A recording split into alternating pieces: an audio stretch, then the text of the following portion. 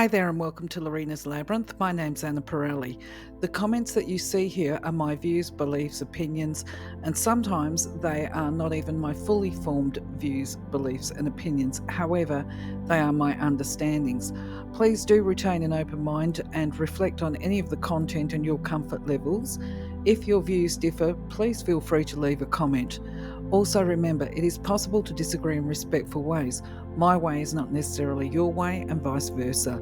You might also find that some of the content on this playlist in regard to spiritual or universal laws, it resonates with you, meaning it feels right to you, while other laws may not feel right or they may not feel comfortable. If this is the case, the information is either not right for you or it is not right for you right now, and it might never be right for you at any given time. It really doesn't matter. As an earthy and practical person, I can put my hand up with all honesty and say that I have at different times had the same feelings about some of the content in here. And with some of them, I still have a level of skepticism within my viewpoints, but I choose to retain an open mind about the things that I don't fully understand for a few reasons. Firstly, because I believe it would be supreme arrogance to think that we all know all of the answers while we have a body. And because what is right for one of us is not necessarily right or suitable for all of us, and I choose to respect the differences. Please do leave your opinions, beliefs. Feel free to argue the points in a respectful way with any of the content on the slides and even my interpretations. And if you feel that you can add clarity around some of the content, we would all love to see it. Thank you. For now, though, let's explore the laws. All creation is governed by law. The principles that operate in the outer universe, discoverable by scientists, are called natural laws. But there are subtler laws that rule the hidden spiritual planes and the inner realm of consciousness. Contained within these laws, or conditions, is the true nature of matter. Knowledge of these laws has an effect upon the mental urges. Mind is the builder. Stay in full mindfulness of the application of universal law as related to self and to others, and know that in love all life is given, in love all things move. In giving one attains, in giving one acquires. In giving, love becomes the fulfillment of desire, guided and directed in the ways that bring the more perfect knowledge of self as related to the universal, all-powerful, all-guiding, all divine influence in life. Love is life.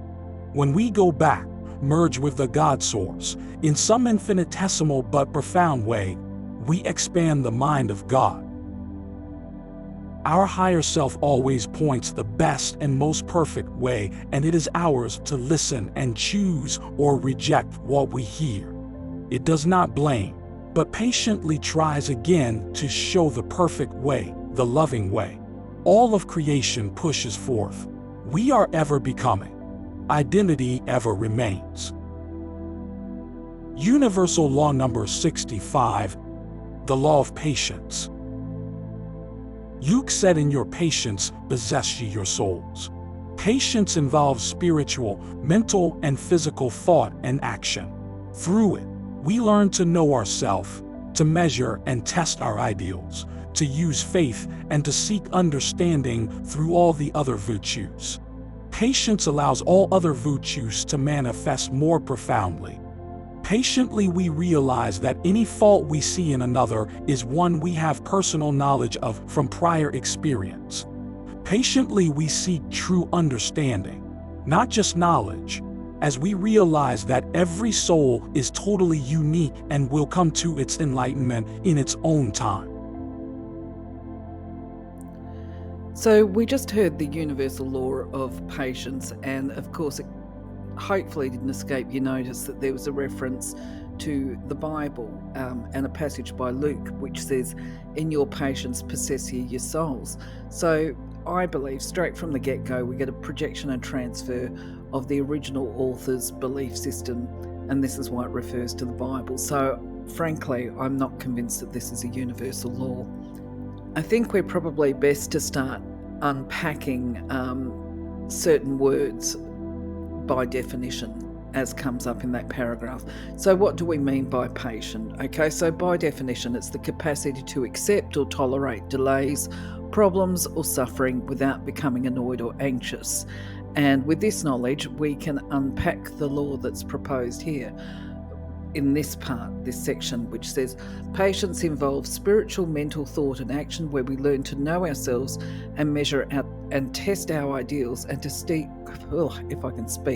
and to seek understanding through the other virtues. So I think before we go any further, we need to take a look at what the virtues are and how that might interconnect with the word or the definitions of patience, and certainly patience of the soul.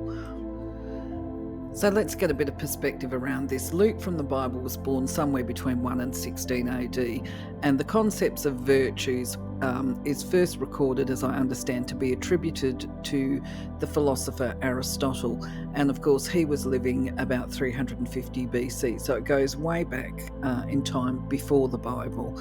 And most religions, from what I can see, have adopted the principle of Aristotle's wisdom of the virtues. And so rather than look at the religious interpretations, I'm going to go back to the philosophical values put forward by Aristotle. So when Aristotle was talking about the virtues, he believed that there were 4 cardinal ones, and they were described as moral virtues and a kind of moral power. And it's referred to as a state of character that is concerned with choice. So the 4 cardinal virtues, according to Aristotle, start with prudence, and prudence is basically a way of seeing what is good in the here and now, right here and now, and being able to identify the right action to take amongst the choices that we're presented with. So basically he's saying no one can act as they ought without prudence, because without prudence a person is blind. The imprudent person, according to Aristotle, may mean well, they may be good intentioned, but when this person acts, they may choose things that are in fact contrary to this person's authentic happiness. Furthermore, he states that prudence as a virtue is something that is learned by experience and observation, and this involves the capacity and the ability to be able to judge what actions will and will not lead to happiness. So his moral framework emphasises the role of mentors under prudence, the virtue of prudence, where we must learn how to judge rightly from other people who have more experience than what we have and who've got a greater insight because of the length of their life, I suppose, and the amount of combined experience and wisdom that they've accrued over their years of living. So he says moral education is key. Living virtuously is much easier for those people who've been trained by the prudent and have been brought up to avoid making certain mistakes in life. So when we're prudent, according to Aristotle, we'll be able to judge what is right and wrong within any given situation. And if we make the mistake of not exercising prudence, and I'm trying to think of the right words because I'm not really into the word evil. If we were to choose an unhealthy direction, then we're showing our own lack of prudence. Justice is the next cardinal virtue that he refers to, and he explains and describes justice as the constant and permanent determination to give everyone his or her rightful due. And according to him, it should not matter what we actually think of a particular person. It doesn't matter if we like them or don't like them. It is a matter of if we owe that person a debt, then we must repay exactly what we owe, because justice, according to Aristotle, is connected to the idea of rights. And if we use justice in a negative sense, such as that person got what they deserved, it is deemed to be positive, actually. An injustice occurs when we as individuals or by law deprive somebody of what they're actually owed, which could be punishing them when they didn't deserve it or rewarding them when they didn't actually deserve the rewards that they got. So legal rights, according to Aristotle, can never outweigh the natural ones. So far, putting it all together, prudence enables a person to judge what is the right action. Justice is the cardinal value that disposes a person to do what is right and within any context, and it's about action and desire. So he says, Aristotle says basically, a just person can simply mean that a person is a good person, or it can refer specifically to somebody who's fair in their transactions with others.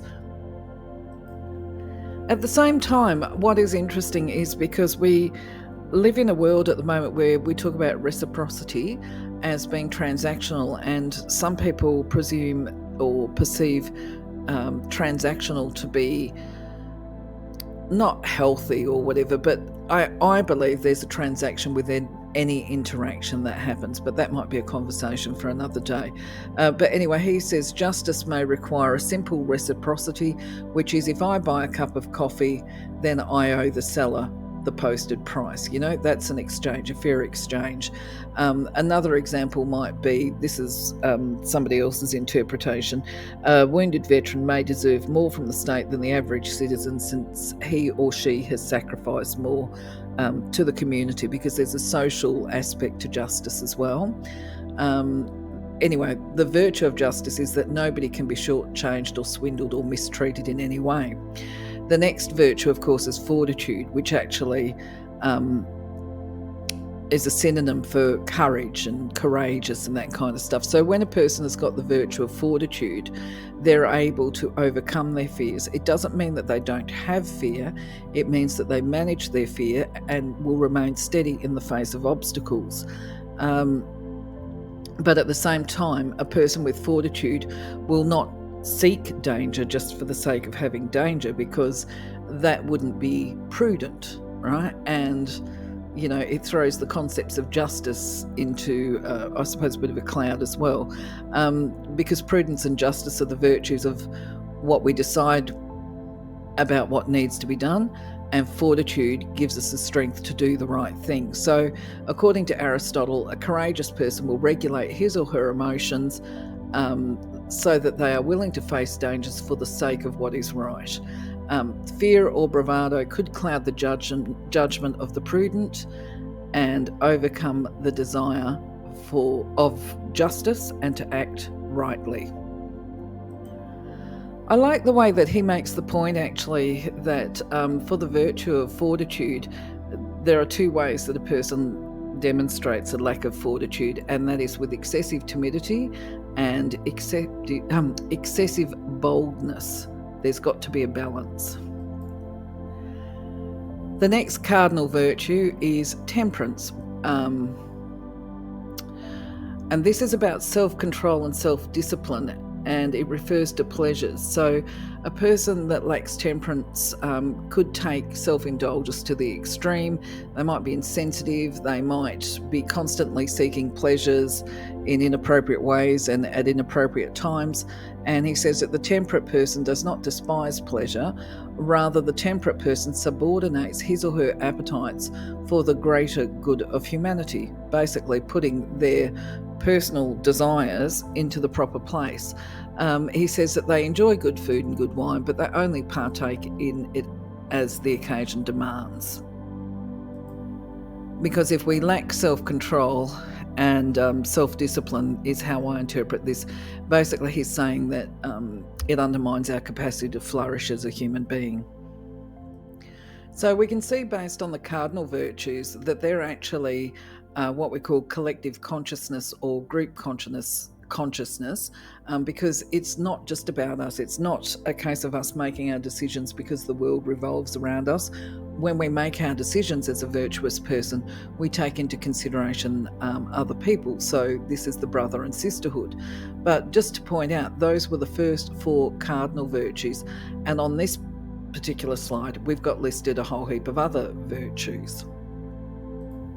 And when we look at these other virtues, I'm not quite sure where they all come from, but certainly they are adopted within religious organisations, although my quick glance at what's happening within religious organisations showed me that within the Catholic Church, as a prime example, out of these particular virtues, they have hope, faith and charity as virtues, but the one of modesty is not one that they uphold. But I would imagine all of these would probably be applicable to Islam. I just want to flick back to, because as a point of discussion and consideration, that when I was looking at the Catholic website, it is really promoting gratitude as a primary virtue, at least, say, in the last decade. And it's kind of like, it just raised a question for me, okay? So while I am a big believer in gratitude for many different reasons, I think actually more so about energy than about it being a virtue. I hadn't thought about it being a virtue before, but I do question a great big organisation such as the Catholic Church basically promoting and encouraging people during what is particularly trying times for people over the last few years, at least, especially over the COVID thing, that they should be practicing gratitude. Because I'm like, what are they trying to say here? Are they trying to say that we should all be grateful for small mercies, which actually I do believe that we should be, okay? I'm not disputing that. I just question why a church would be putting that or pushing that to people as a primary belief. But that's just my question. I mean, I think it's a good practice to adopt, don't get me wrong. I think kindness and wisdom, and in fact, actually, I might be Western, but I'm sort of thinking, a bit of modesty wouldn't go astray for some of these celebrities as well. Discipline clearly is going to be, I think we could include discipline under temperance, actually, based on the 4 cardinal virtues. So just to revisit and to link it all together, in the law it states, and I'll go quote, "Patience allows all other virtues to manifest more profoundly. Patiently we realise that any fault we see in another is one we have personal knowledge of from prior experience. Patiently we seek true understanding, not just knowledge, as we realise that every soul is totally unique and will come to its enlightenment in its own time." End quote. So I actually interpret the rest of this passage, or what I just read, to state that we do recognise that true wisdom is not something that we gain through study, but rather through lived experience. And then, of course, there's a bit, when we see flaws in another person, it's because we understand that flaw ourselves. It might be something that we carry within us right now. It might be something that we've carried previously and outgrown and let go, because I've known many people, when they talk about the law of reflection, people say, the law of reflection, what you see is what you are, or whatever. And sometimes I think that's right. But I have actually had a number of debates with people about this, that, often something is so offensive about a person because it conflicts with our own moral values, and they're not aspects or traits that we do carry within ourselves.